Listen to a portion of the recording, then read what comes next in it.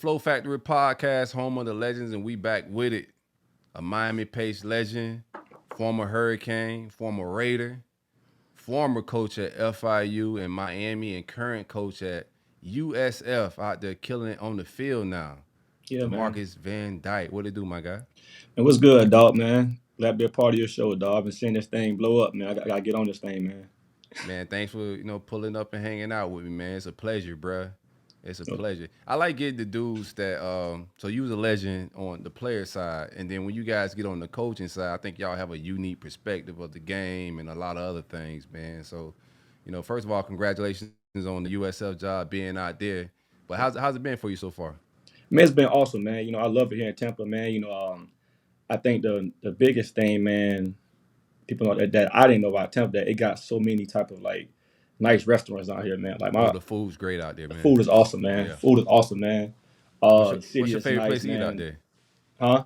What's your favorite place to eat out there? Man, meat market, dog. Yeah. Meat market, man. It's a nice place, man. Kind of give you that Miami feeling, like the ambiance, man. Is dope, man. My wife, she loved going there, so that's our favorite right now. But man, I love Tampa, man. Like great place. Yeah, they who you had any Cubans? I know between Miami and Tampa, the Cubans sandwiches is like tough competition. Yeah, I had one. I had one like our nutritionist. They gave the guy some Cuban sandwich one day, man. I kind of like snagged one. I was like, hold on, man, this thing put me back in my Miami vibes, man. So Yeah. it was close. It was close. Okay, I seen you. I follow you on Instagram, so I seen you back home over the summer, and you was at some of the Pop Warner games, man. How was it? How's that feeling, bro? To be back close to that Miami football culture that you grew up in. I seen you. It was hyped out there. Shout out to the Pouncey twins, man. They got a team and some kids out there playing some ball. But what was it like to be out there? I tell everybody, man, I love Little League football. I love it just because the atmosphere, man. I love to see those kids go out there and fly around. They playing with no care in the world, man. And like the atmosphere and at South Florida Little League games is kind of like second to none, dog. It's crazy, man. My homeboy, they threw like a expedition. It was it was the Keep It Real podcast Little League expedition, man. It was Pouncey them team played the Bugatti boys, a lot of Little League teams, and I like going to those games, man. And my nephew had the game out there too, so I was able to go out there and watch. I like going to those games and just watching the future. Those guys in the next 5 to 6 years gonna be the kids blowing up in high school, man. I like to see it when they was babies and say, man, I remember that kid when he was 5 and 6 going out there just scoring touchdowns. Kind of like Jeremiah Smith when he was in Little League at the Ravens, watching him on 7U, 8U, 9U kill it, and I look at him doing it now in college football. So I love that type of stuff right there, man. What's it like to go back? I know you played in it, so what's it like to go back from the standpoint? I seen y'all kind of posting where like the Lamar Jacksons of the world. Do the kids remember you? They know who you is, man. Man, like the kids don't remember me. Like they parents do. They parents Yeah, like yeah. the kids like I'm gonna tell you this, man. Like the kids call me DJ's dad. Like I'm DJ's dad Word. to the kid. I ain't DVD to them. Like, and I be like, man, hey, that's who I am. But they parents, and their uncles know who I am, man. But they know who the guys are, like the Lamar Jacksons, man. The Jerry Judy, all those guys, man. Like I was out there to the game, I was watching. I'm like, man, like this is crazy to see, man. These kids run up to Lamar Jackson, man. We me and him talked up for a few minutes, man. I said, "Dog, keep doing your thing because to be able to come back to your hometown and get that love, man, is awesome, man." And he kind of he does a good job of being back back in his hometown and embracing the kids. Like not trying to like shy from it. He kind of like embrace those kids and they love it. They love it a lot. How did that Miami competition? It's South Florida is heavy, so it ain't just the whole Tri County area. It's just Yeah. different down in these parts, man. Football is really life. How did that help shape you, like just heading into college, pros, and even competitive, even from a recruiter standpoint? Like how did that help you out? Man, it helped me out in so many ways, man. It kind of like it hardened me to like to walk in those stadium as a true freshman to not even like waver because I remember playing against Liberty City, man. Like I was probably like 9 years old when the whole hood there watching like betting on us, and it was like, man, I've been doing this since I was a baby. So getting to college, starting as a freshman, like walking to Florida, walking to Tallahassee, and up in Florida State, walking to Gainesville, man. I was like, man, shit, I've been doing this my whole life. I ain't tripping at all. During your playing time at Miami, because you end up going to Miami, you end up decommitting from. I think you was going to Florida. You committed to Florida. He Crazy. decommitted from Florida. Yeah, that was crazy. We gonna see. We gotta get DJ there though. We see we from the Florida side. We see if we can make that up with DJ, bro. Yeah, Who's yeah, gonna be yeah. for now? We'll talk about that a little later. But you flipped from UF to Miami. But how did even playing in a competitive nature when you got to Miami? Like, how did that help you with being competitive on that very competitive roster? A lot of guys from the same neighborhood, and they're also plucking guys, the best at their position from different parts of the country. How do you walk into that environment, a little bit ready? How did playing a competitive nature make you ready for, the University of Miami? And I think just like you said, like man, playing in a competitive nature since I was like 9 years old, 10 years old, like knowing that hey man, like I got people my spot at an early age, kind of got me ready for high school, coming in playing the freshman, then going to college playing the freshman. Then when I was at Miami, man, like we had so many guys, like so many talented guys, Brandon Harris, man, Sam Shields, man, Sean Spence. So it's like you was always looking over your shoulder, say like, man, I got to keep balling so I don't lose my spot. And it kind of helped me out, man. As being like a 9 year old playing at the park, man, with Antonio Brown, man, Armando Allen, all those guys, and now going to college playing with Sean Spence, man, Kenny Phillips, Brandon Harris. So it was good, man, to be around all that talent because it only does it rises your talent, your competitive nature when you're around other good competitors. Right. I know you credit Randy Shannon to, influencing your coaching journey. Can you give me any specifics on, what part of his coaching and your relationship with him that influenced you? Man, I think what I learned from Coach Shannon, man, is always, man, like be transparent with the players. Man, Coach Shannon was the guy that if your ass playing, well, if you playing good, he gonna make sure you play. You playing bad, he gonna let you know you playing bad. And I think players respect that. Come up with a coach that say, man, like if you got damn ball out, you gonna play. If you ain't balling out, you ain't gonna play. And that's kind of what I try to do now, man, with my guys, man. Like I'm very transparent, man. I kind of got that from Coach Tomlin at Pittsburgh and Coach Shannon. Coach Wesley McGriff, who coached me at Miami as DB coach. Like all those guys was very transparent, man, and kind of like a father figure to me. So I kind of try to do the same thing those guys did to me, to my guys now as coaches. Yeah. And you came up through the ranks. So, like, you didn't just jump on the scene as a Uh, DB coach. What's that trajectory been like step by step? man, it's been a process, man. How I got into coaching was weird, man, because I didn't want to get into. I kind of ran into Coach Shannon one day. He was down at I once I was at a high school game and he was chopping it up. He was like, hey man, like what you doing right now? I said, Coach, man, I'm just being a full time dad, man. I'm taking my son to school, man. I'm taking the flag practice, man. I'm chilling, man. So I might open up a shoe store. I said, but man, right now I'm just chilling. He's like, man, look, man, think about getting coaching. Say, man, you're a smart player, man. Got a good personality, man. You'll do a good job in this profession.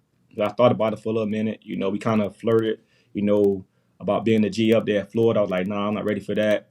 And then the ASA thing came about. So I went to ASA during college, and that was a time in my career where I was like, okay, if I'm gonna do this coaching thing, I'm gonna do it at the lowest level, not lowest level, like at the bottom, to see if I really want to do this. And that ASA was kind of like, I wore a bunch of hats. I was a dorm director. I was a Mm. part of the academic board, man. Like, I was the DB coach, everything, and man, they kind of molded me like, hey, man, like you're not too good to do anything, and it kind of helped me out throughout this whole process with like, man, going to Miami, being a quality control, starting to put my ego aside, man, going to recruiting, and now I'm at coaching cornerbacks at South Florida, man. Like it's been a good process. When you get that call from your alma mater to come in the off the field role at Miami, like, what was that feeling like? Man, I was actually at the convention, man, and I ran into Coach Banda. He was like, "Hey, man, like, what is your plans after the season?" I was like, "Well, Coach, I'm still at ASA, man. I don't we haven't planned other than that." He was like, "Hey, man, we may have a spot open for you, as an analyst. Like, would you be interested?" I'm like, "Wow, wow, I would not, man. Like, I'm back home, man. A place that I grew up watching, man, since I was like 6 years old, and the community, man, was like, I felt like I had my boots on the ground there. So like, if they needed the kid, man, I got you, Coach." So I was excited, man. I was happy, man, to get that call, and man, I had probably some of the best times of my life, man, down there with those guys. What was it like coaching under Manny Diaz?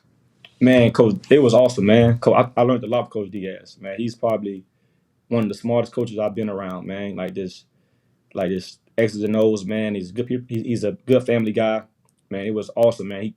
actually was the first guy to get my first opportunity to coach on field in college, man, as a cornerback coach, man, and I'm forever grateful for him. Man, it was awesome, man. Really good dude, man. I know it depends on who you're talking to. It could be a little tricky, but how they let him go, and then they bring on Mario Cristobal. What was that like for you watching? How he was kind of held on to the staff while they kind of flirt with Mario Cristobal. It wasn't clear if they were going to fire him, not what was going to happen. What was that like for you watching it happen, being that you're close to him? Man, it was tough, man. Me just knowing Coach Diaz, man, great guy. Um, like I said, was the first guy to get my opportunity to coach cornerbacks at Miami. And just to see that happen, it was kind of like, man, kind of gave me an open, like, man, that's part of the business. You know what I'm saying? Like, he was grateful, man. Like I was grateful for him to give me opportunity, man, and he handled it like a champ. You know what I'm saying? He could have easily, man, like did other things, like man, been bashed on Twitter, but he took it like a Right. champ, man, and bounced back with the Penn State. Now he's at Duke over there kicking ass over there. Yeah, shot. He does. He did turn that thing around. You got Yeah, Duke man. clicking. I also think too because they pull him back. Like Miami pulled him back from Temple, and he takes the Miami job. I think Temple was a good start for him. I think Miami was a big job with a lot of high Yeah, expectations, and him being from Miami just creates even more pressure, right? yeah, it's tough. So it's tough. So I think like even him going to Penn State and that defense was absolutely lights out there. He get another opportunity at Duke, which I think the level of job is right on point for him. He's Hmm. doing well out there, bro, for Yeah, sure. and he's a good dude, man. I actually spoke to him like 2 months ago. Um, he's doing good, man. I'm excited to see the guys play this year. For sure, for sure. Mario Cristobal comes in the building. You have to go like back off the field. Ego wise, everything's okay there. How you feeling when you got to go back off the field, back into like a recruiting type role? Man, it was kind of like um, how can I say, like it was different, because I had the opportunity to go to FIU that year. Like Mm-hmm. once they came in, but I was like, man, I'm gonna stay here, man, bet on myself, and show him that I can do this. You know what I'm saying? Like it was good for that 1 year, man, to be around guys, man. Coach Kevin Steele was a awesome guy to learn from, man. Charlie Strong, and it was good for me. I took that year as a year to learn from the vets, man. And just the competitor me, wanted to be a DB coach, but at the time, like, man, what? I'm gonna take this. I'm gonna look at the glass half full and say, look, man, I'm around all these good coaches, man. Justin Taylor, man. So I'm gonna learn all this to learn the fronts, man, everything, so I can just be better as a coach and don't worry about, man, what's for me, man. What's for we. Right, right. In your mind, like I know recruiting a lot of it's based off relationships and being able to relate to kids. But in your mind, in its totality, what makes a good recruiter? And that's a good question. I think the biggest thing, man, like I tell everybody, man, sometimes you gotta relate to these kids. You got sometimes put yourself in these kids' shoes. I know like some guys have different like ways to recruit kids, man. I try to do it. It's like, man, if I'm a 17-year-old, man, like what 17-year-old want to talk to a 36-year-old every day? Not a lot of them. You see what I'm saying? They got Right, their right, own lives. They got their own right. lives to live, man. Like they got school, they got football, they got track, they got their girlfriends, man. So I look at my son, for example, man, like he don't like talking on the phone. But when I do get a chance to talk to him on the phone, man, I'll make sure it's important. So when I get a chance to talk to these kids, I find my points and I make I make it make sense. I just don't call and just check boxes. No, like, man, how's everything going? Man, I give them some game about, hey, man, like, it's how you treat a lady, man. It's how you play football. So once they kind of like see, man, Coach DVD is more than a coach. Now I kind of win. I'm saying, but you can't just be a guy that's always, hey, man, just send a generic text, hey, how you doing? Man, I'm sure they get a bunch of that. You know what I'm saying? They get a Yeah. bunch of FaceTime calls. Like, what are you doing with the 5 to 10 minutes they give you? And that's the thing, man. Like sometimes, like they 17, man. They don't want to talk to no 36, 37-year-old, man. They want to talk to their homeboys and their girlfriends. Yeah, yeah, yeah. Now that last year you at Miami before you take the USF job, you were one of the major reasons you guys landed Cormani McLean.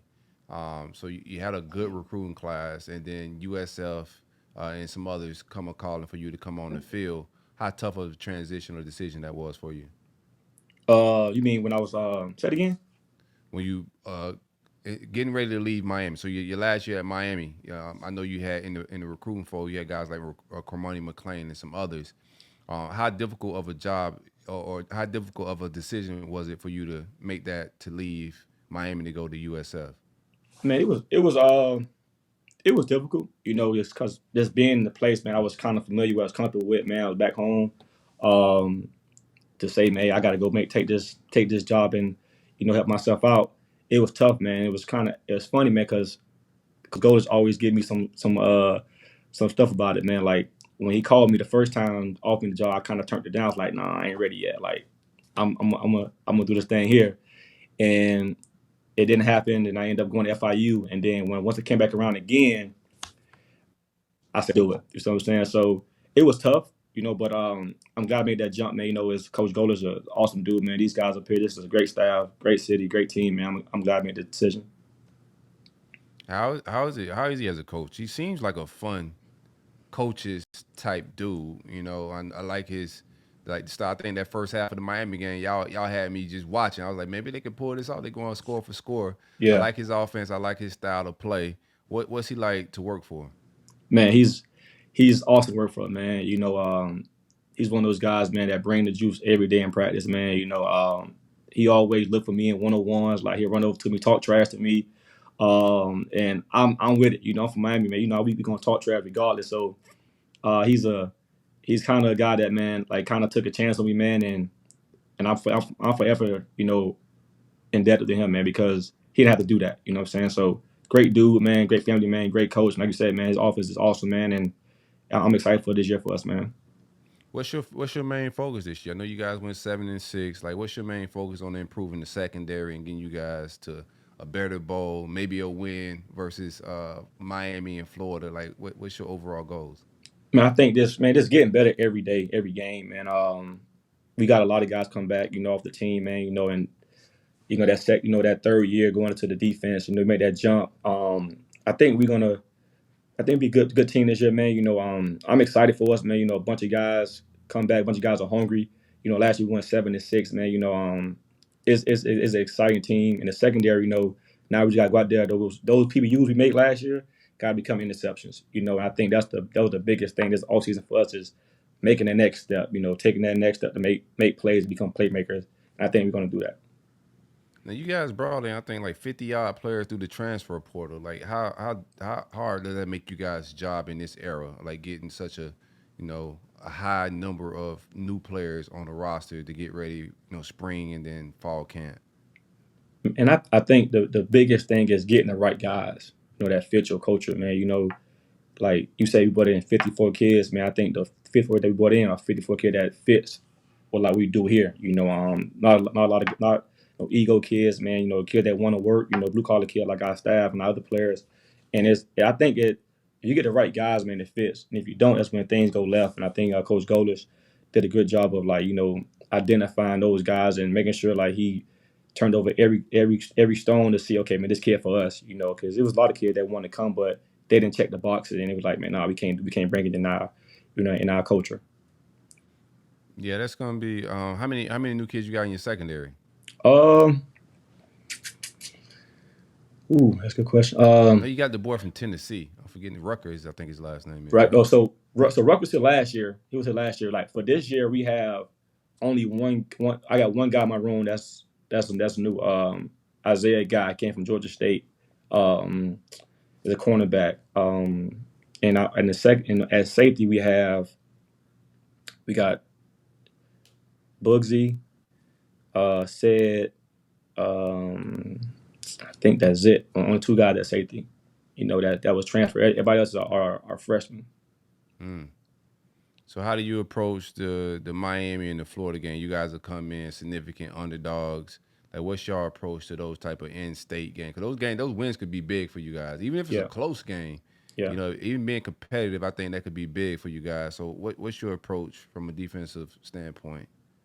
I think we gotta go out there, man. Just play like we always play, man. Play like like it's our lives on the line, man. Obviously, man.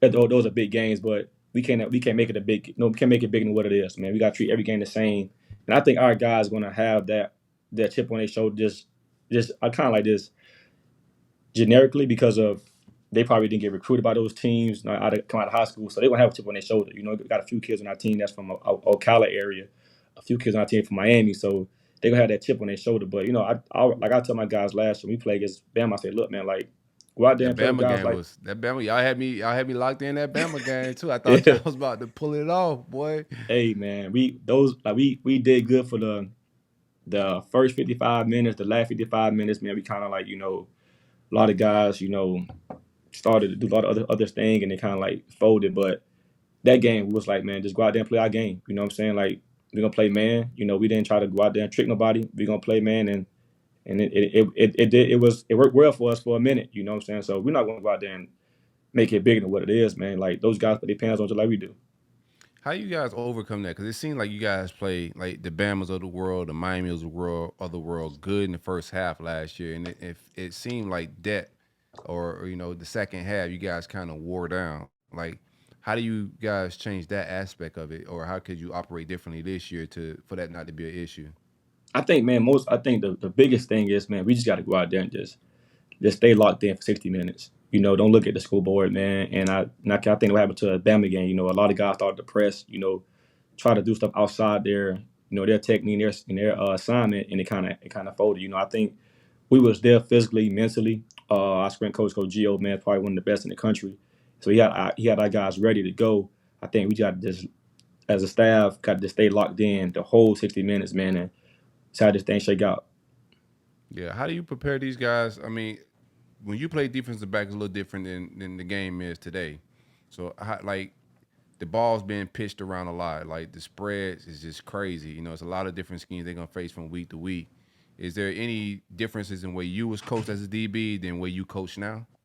Uh, from a schematic side, yes, it was coached different because of what's going on now. Like back then, we didn't have this many high tempo teams, man. It was more of under the center, 12 personnel type teams, man. Some 13. But now, man, you see teams more than 10, 11 personnel, man. It's they throwing the ball 6 times a game. So you got to pretty much get your guys ready mentally as far as like, hey, man, like what you gonna walk into. This splits, man. What this OC done in the past against teams like us, man. How the receiver coach, how he coach his guys and things like that. But I think as a coach, you got to make sure your guys is mentally ready going into it. Confidence wise, man, I always try to pump confidence in my guys, man, because if they don't have the confidence, man, they ain't go out there. They gonna go out there and lay down. So I always try to pump confidence in my guys, man, tell them, look, man, it's us, man. Like if we get beat, it's our fault. They ain't do nothing special. And so once they get that mindset, man, they be all right, man. So and it kind of showed in the Bama game. Like we gave a few plays, but those guys look like, man, coach, man, you're right, man. Like they ain't doing nothing special. It was us. Like I missed the leverage, I missed the jam, and that's once they got that mindset, it be lights out, dog. Now USF got the stadium on the way. Um, a lot of other things. I think you guys are making some progress. I like the goalish hire. I think he's a guy that's there for the long haul. How do you guys make some imprint and make some headway into you got this thing the big three? How do USF make some headway and start landing some in-state recruits or become maybe a part of that big four type situation? What do you think they could do differently? I think we just got to go out there and win games, dog. And I think that's the biggest thing, man. You win games, man. The shortage to come. I think we did. I think we had some. We landed some kids that was in state that was big time kids, man. Fred Gaskin out of Vanguard.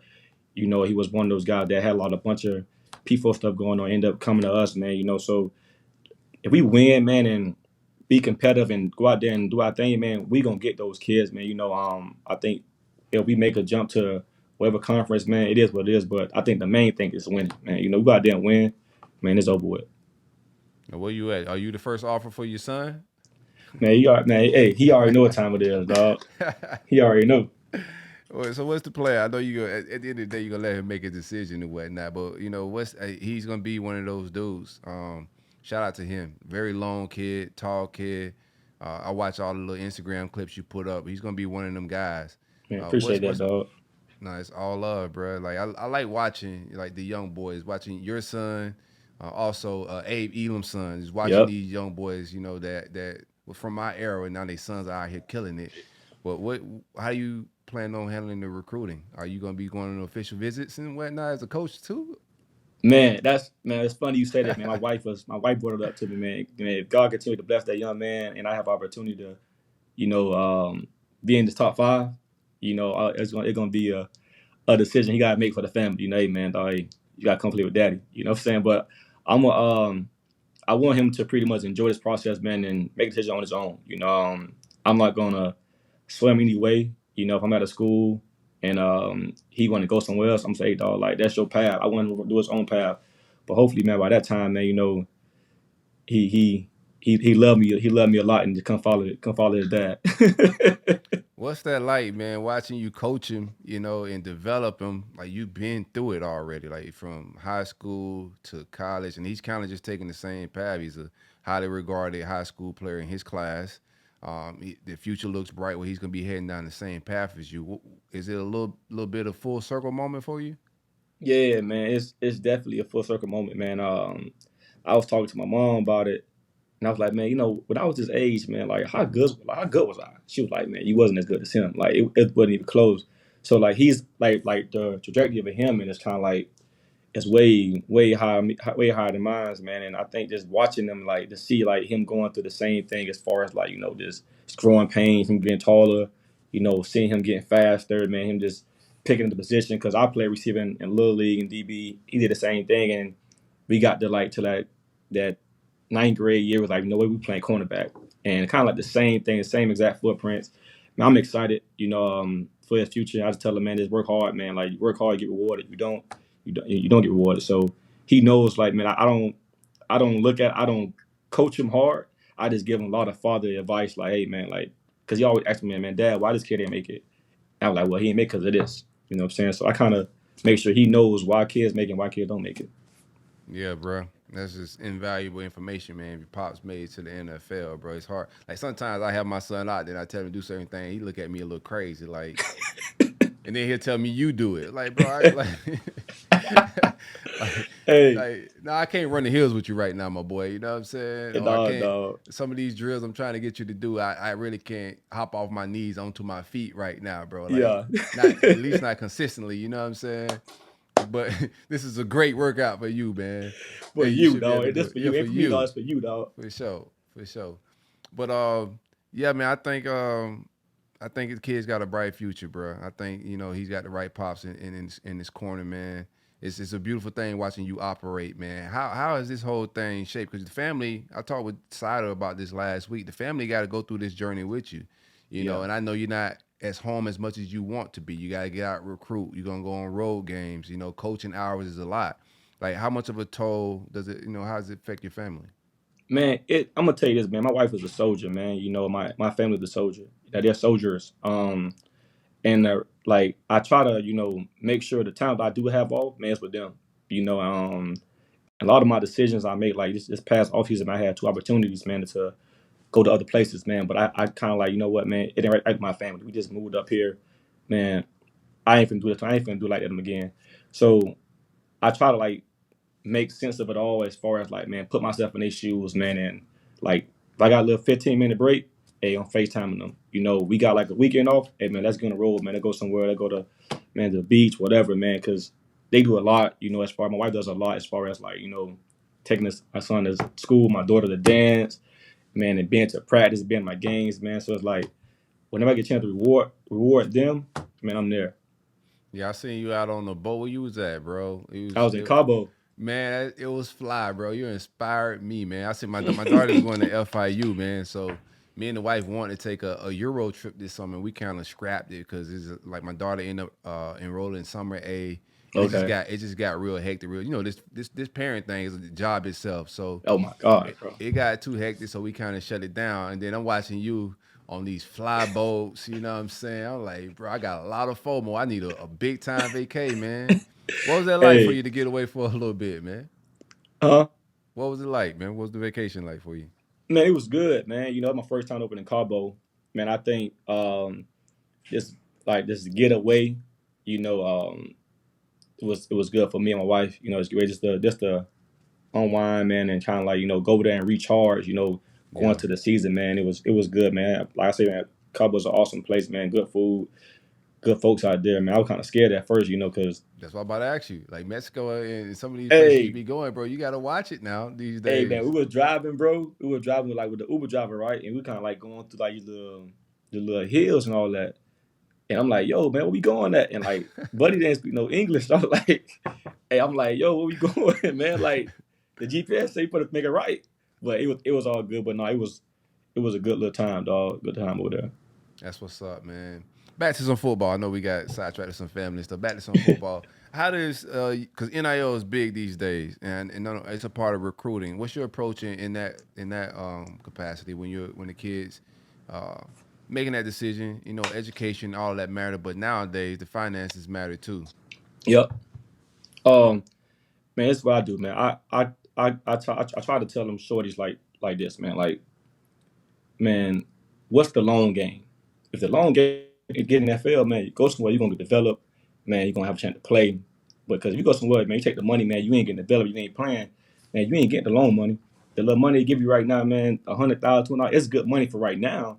But you Right. want the big money, the 200 million those guys getting that to play cornerback. So I try to like spend it like that, man. Like, don't take the little peanuts right now, man. Go wait, man. Go play somewhere, man. Get developed, and then get the loan money at the end. Because right now, man, I see a lot of times, man, kids go chase the right now money, which sometimes, man, I don't know everybody finances, man.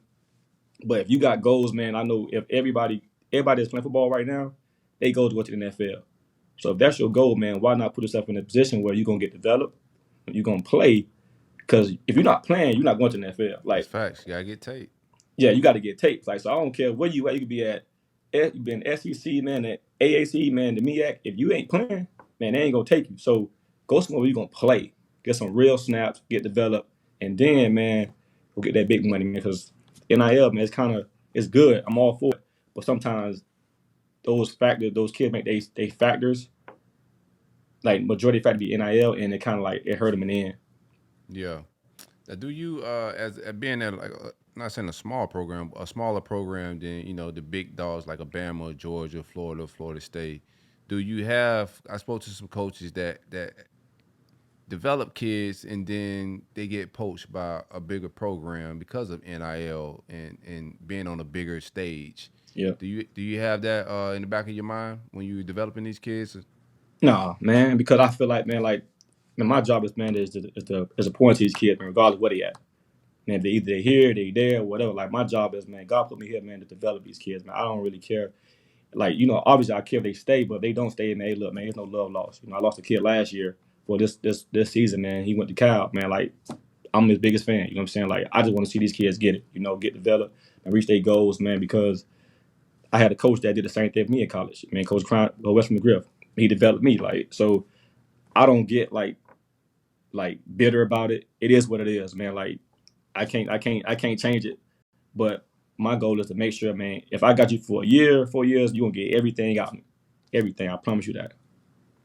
I'm gonna get you up out of here, but I gotta get a little controversial, man. Before I get you out of here, Now man. you good though. We got time. Where you rank Asante Samuel? I know Asante Samuel been holding these lists and saying he need to be in some of these conversations. And I'm a Asante Samuel fan. I like his game. I think he biting off a little bit more than he could chew with Dion. But Yeah, where you rank him at in the pecking order? man, I think Asante one of those guys, man. Like you said, like Asante was one I grew up watching, man. That deuce zone, man. Like, he one of those guys that play off at a elite level, and like a lot of guys understand, man. Playing off is probably one of the toughest techniques to do. Like, press is good. It's not as hard. Like, playing off is hard, and he mastered it, man. So, like, I'm surprised he's not in the Hall of Fame right now, because his stat shows, man. Like, his film shows, man. Like, he's a baller. Like, at some point they got to put him in. Like, he's a dog. He Yeah, was a dog. yeah, he was a dog, bro. Like just pick six, the pick six god, bro. Like Yeah, it's crazy. if you're a DB and you watch something, they're just two different eras too. They're two different style of defensive backs, and who you drafted by, the scheme you play in means so much to playing defensive back, bro. It's like being able to play zone and Yep. maximizing your skill set in the zone. Like I watched Osmonwa, who's also one of my favorite corners. Watch him lead the Raiders, and he just turned into a shell of himself quick. Like Yeah. how much of that part of the game matters? Man, I think that matters a lot, man. Like you said, like Namdi was at the Raiders, man, playing man to man coverage like every snap, and he was awesome at it. And then he goes to Philly, man, he playing cover three, and that's a whole different world for him now. 'Cause you take away what he do best, and that's play press. So I think, man, like getting drafted, man, to the right places, man, helps out guys' career. A lot of guys don't understand that. Like, they be like, man, this dude was a bust. But nah, he's not really a bust. He just got drafted in the wrong spot. You know what I'm saying? The wrong defense, So I think that plays a part of it too, man. Like the and also like the guys you around, helps like developing. You come as a rookie, man. I was blessed enough to have guys like, I went to the Raiders, I had Mike Huff, Tyvon Branch, and then I go to Pittsburgh, I had Trey Polamalu, Ryan Clark, and Ike Taylor. I had a bunch of vets to help mold me. Like sometimes you don't get that luxury to walk into a facility with vets like that, and then as a young guy, man, you fail because you don't know who to follow. You know what I'm saying? So I think that plays a part in it too. What's your end all be all goals as a coach? Like, where you want this thing to end up? Man, that's a good question, man. Everybody always say, man, DVD, man, do you have any like aspirations to be a head coach? I be like, nah, not at all, man. I just want to be the best DB coach. You know what I'm saying? Like, I want to pour into these guys, man. Everything I learned, from as a kid, from a kid at the Boys and Girls Club in Miami to a guy who's played in that field, man, and give them life lessons, man. And that's what I want to do, man. Like in the head coach, man, coach Golders always joke about it. I was like, coach, I just want to be the DB coach, bro. Like, man, let me get my 10, 12 guys, man. Let me just mold these guys. Man, I walk around and be cool with all the other players, but let me get these 10, 12 right here and be good with this.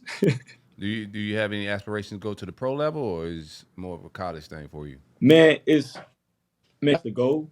Man, in a perfect world, man, I love to go to the NFL once.